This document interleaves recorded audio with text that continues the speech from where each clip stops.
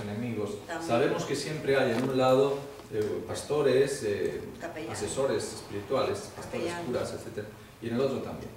Y ambos ejércitos oran. Ay, sí. Oran. ¿Qué piden? La victoria sobre el enemigo. Que Dios bendiga las armas.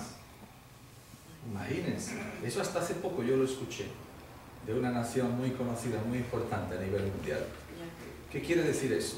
Que hay oraciones que el Señor nunca va a recibir. No es que desecha a la gente. Dios ama a todos, hasta el impío. Dios lo ama. Pero no aborrece el pecado, aborrece esas cosas. Y si el impío no deja su impiedad, va a ser destruido al final. Continuamos porque todavía no hemos entrado en la lección. Permitan, no se pierdan el pensamiento y luego a lo largo de la lección igual lo podemos exponer. Sí, Ana, por favor. Dios siempre responde con sí, no o espera. Ah, muy bien, muy bien. Eso es importante que los niños lo sepan. Entonces ahora el profeta ora con ayuno, ruego, cilicio y ceniza y viene rápidamente alguien a contestarle. ¿Quién viene a contestarle? Hermana Paola, ¿quién viene? Gabriel. Gabriel. El ángel. El ángel Gabriel. ¿Y Gabriel este trabajo lo hace a menudo o era nuevo para él? ¿De ser ángel? No de ser ángel, de anunciar. De anunciar. Él lo dice que, bueno, sabemos en la Biblia que cuando Dios manda a sus ángeles a Gabriel, es uno de los instantes que se acercó a Daniel, pero después vemos en la historia como él fue el que le avisó a Zacarías del nacimiento de Juan el Bautista, y también él fue el que le avisó a María del nacimiento de Jesús. Muy bien. El ángel Gabriel, el ángel de la profecía. ¿Y la revelación bíblica qué camino sigue? Dios se lo da a quién? Según Apocalipsis, a Jesús. Jesús se lo da al ángel, el ángel se lo da al pueblo. Muy bien. Ahora, aquí hablan de que estaba Daniel orando, vino Gabriel y le transmite el significado de la visión que ha tenido en el capítulo 8, ¿verdad? Entonces aquí habla de 70 semanas. Este es un periodo que está enmarcado dentro de los 2300 años. No está fuera de ese periodo. No viene antes, no viene después. Está dentro de ese periodo de los 2300 años. ¿Por qué decimos años y no decimos días? ¿Por qué decimos años? A ver, ¿por qué decimos años? Rápidamente, Paula.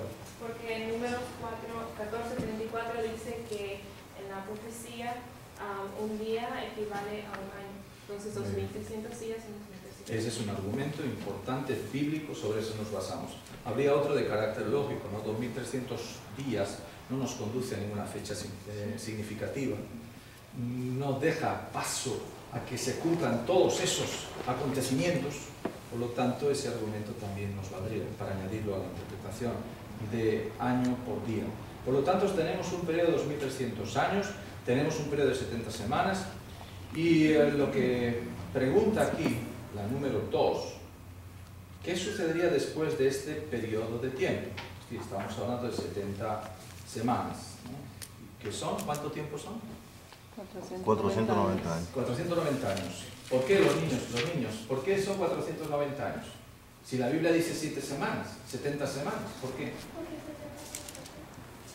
70 semanas por 7 días cada semana, porque una semana es un periodo consecutivo. Muy bien, los niños están muy bien preparados. Así que tenemos 490 años. ¿Y qué hay que hacer con estos 490 años, según dice la profecía? ¿Qué hay que hacer? Porque aquí dice, están determinados, del hebreo katá, que quiere decir cortar. Tienen que ser cortados, deducidos de ese periodo. Entonces, quitamos los 490 años a los 2300. ¿Pero qué pasaría en esos 490 años? ¿Para quién son esos 490 años? ¿Qué historia se debe circunscribir en esos 490 años? ¿Qué va a pasar en esos 490 años, hermano? El versículo dice claramente que esos años o este periodo de tiempo es para el pueblo de Dios y para Jerusalén. Era para el pueblo judío. ¿Y qué tendría que pasar en ese tiempo? ¿Qué reacciones tenía que tener el pueblo judío? ¿Por qué se le da un tiempo de gracia al pueblo judío? Y antes de contestar a esa pregunta, yo quiero que los hermanos me digan si Dios ha dado tiempos de gracia a través de la historia a otros individuos, otras naciones, otras personas. ¿Ha dado tiempos de gracia? ¿Concretos cuáles, Rafael? ¿Tú te acuerdas? Piénsalo, hermana Elba, ¿tú te acuerdas de alguno? Bueno, exactamente, ahora mismo no tengo en la mente exactamente, pero nosotros estamos viviendo el tiempo de gracia. ¿Y en el pasado dio algún tiempo de gracia? Recuerden. ¿No se acuerdan? 120. Bueno, a los judíos, 120. No, al 120 antes de los judíos. Noé. Noé, ¿cuántos años dio? 120 de gracia. Años. ¿Y alguna nación pagana tuvo gracia también? Sí, claro que sí. Concretamente Dios le dice a un profeta, vete y predícale porque tienen 40 días y punto. ¿Y a Nínive? Entonces Dios a lo largo de la historia ha abundado en que misericordia. Nosotros no podemos centrarnos en un Dios que castiga y basta. Eso somos nosotros. Le decimos a la persona, la segunda, la segunda, ya no más. A la tercera se acabó, ¿no? Y a veces decimos a la segunda se acabó, ¿no? ¿Y cuántas veces hay conflictos familiares, especialmente entre esposos, porque no tienen esa capacidad de tener misericordia, de tener paciencia? Oye, ya me la has hecho una vez, pero es que el otro no se la hace a él también. Claro que sí, que muchas veces nosotros nos pasamos y no somos como debiéramos, pero cuando nos las hacen los demás, entonces estamos muy prestos para exigir responsabilidades. Dios le dio 490 años de gracia al pueblo judío. ¿Y qué pasaría en ese tiempo según la profecía? Interesante notar lo que dice la profecía. ¿De qué habla la profecía? ¿Qué iba a pasar? ¿Qué iba a pasar con el pueblo judío? ¿Sí? Bueno, dice que en ese periodo ya tenía que ponérsele fin al pecado. Y ese fue el tiempo que se le dio a ellos de gracia, y también en ese mismo tiempo pues se ungiría al Mesías cuando se termine la gracia para el pueblo judío. Muy bien, gracias hermano. Interesante notar que dice de expiar, que dice de poner fin, del Santísimo, de ungir. Concretamente alguien lo puede resumir eso de forma concreta, ¿no? Sucinta. Pasaría esto, esto, esto y esto. Ya la hermana dijo una cosa. ¿Qué pasaría durante ese periodo? ¿Sí? Se terminaría la predicación, la prevaricación. La expiación, la iniquidad, en fin, el pecado. Pondrían fin al pecado. Si dice que pondrían fin al pecado, se pondría fin al pecado, tendría que haberse terminado ya el pecado, ¿no? Entonces, ¿qué significa eso? A ver, ¿qué significa poner fin al pecado?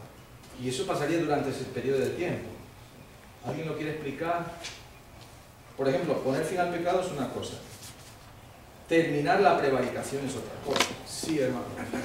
Bueno, yo pienso que al venir Jesucristo a deshacer la obra del diablo en nosotros, es para poner fin a lo que antes no era santificado simplemente por el hecho de hacer un sacrificio de animal. Ahora viene el Cordero Perfecto a morir en la cruz del Calvario para poner fin al pecado. Ya nosotros no tenemos que pecar si no queremos, porque antes era la sangre del Cordero. Ahora es la sangre de Jesucristo acompañada con el Santo Espíritu de Dios que debe morar en nuestro corazón. Entonces yo creo que ya no debemos de pecar si no queremos. El pecar es una opción. Lo hacemos si queremos. Si no queremos, no pecamos. Gracias, hermano.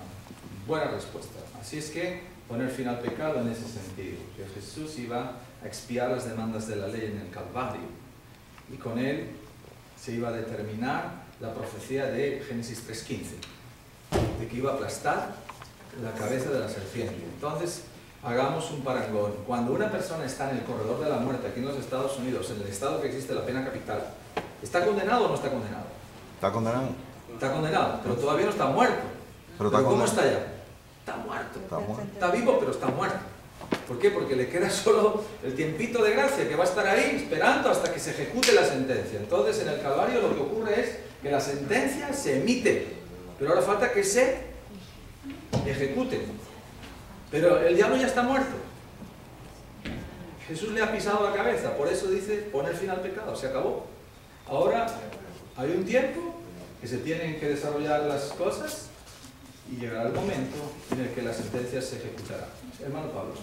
Sí, aquí la nota detalla las diferentes expresiones y cuando habla, dice acá, acaba la prevaricación, especialmente se refiere, acá dice, es decir, que el pueblo judío iba a llenar la copa de su iniquidad. cosa que hizo al rechazar y crucificar a Cristo. Después, cuando menciona concluir el pecado, sabemos que en ese tiempo estaban todas las ceremonias y todos los sacrificios de animales.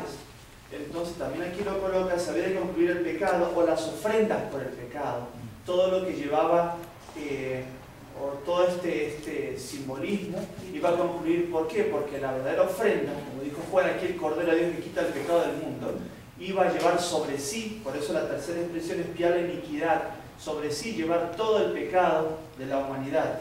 Pero también, por eso dice también traer justicia de los siglos, a la justicia perdurable. ¿Por qué? Porque a través de su sacrificio perfecto, a través de su vida perfecta, como hombre, trajo esa justicia perdurable que a través de la fe podemos apropiarnos también de nuestra vida. Y como dice también, ungir al santo de los santos, refiriéndose al doble ungimiento de Jesús, una a través del bautismo de Jesús y la segunda a través del ungimiento del Espíritu Santo que también recibió en el momento del bautismo. Diferentes elementos que se cumplieron literalmente en la profecía. Gracias, señor Pablo. Dos preguntitas, una para los niños, otra para los adultos. La primera es para los niños. Por favor, estén atentos para contestar el primero, ¿no? Cuando Jesús muere, ocurre algo en el templo muy significativo. Oh, Ana. La cortina se rompió por el medio. Muy bien. Quedó desgarrada de arriba abajo. Y ahora para los adultos, ¿qué significa esto? Sí, hermana María. Que todo lo que tenía que ver con la ley ceremonial había sido terminado. Muy bien. Entonces yo cuando hablo con los testigos de Jehová, con todo respeto hacia ellos, ellos dicen, Colosenses 2:14, porque Jesús clavó en el madero la ley, ya no estamos bajo la ley, estamos bajo la gracia. ¿Cómo le podemos contestar? Si Jesús clavó en el madero la ley, ya que estamos dentro de ese contexto, ¿no? Rafael. Bueno, es que desde el principio hasta en el cielo hay leyes. Nosotros todos aquí en la tierra estamos dirigidos por diferentes leyes. Inclusive hay leyes de la higiene. Eso no está abolido. Hay leyes de respeto a padre hacia madre. Todas las leyes que existen dentro del marco de la gracia de Dios es grande. Existen leyes aún para lo que no podemos ver. Lo que mis ojos no pueden ver, que tengo que usar un microscopio para ver las leyes de la gravedad, las leyes de la naturaleza. Existen tantas leyes, es imposible que nosotros tuviéramos sin leyes.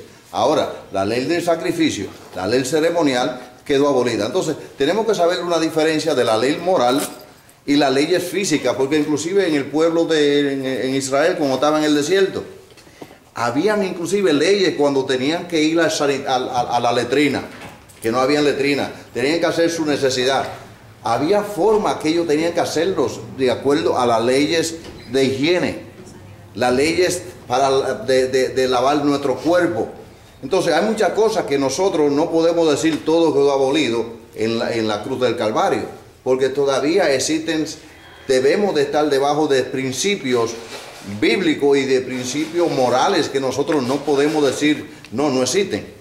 Eso sería absurdo, vivir sin ley. Hasta los animales tienen leyes, hasta los insectos tienen leyes, todo tiene ley en este mundo. Gracias, Rafael. Sí, hermano. Quería decir que según las tradiciones de aquellos tiempos judíos, ellos llevaban sus leyes, los 10 mandamientos, pero tenían tablas que portaban detrás de la puerta o en el lugar de la casa donde les recordaba los 10 mandamientos o las leyes ceremoniales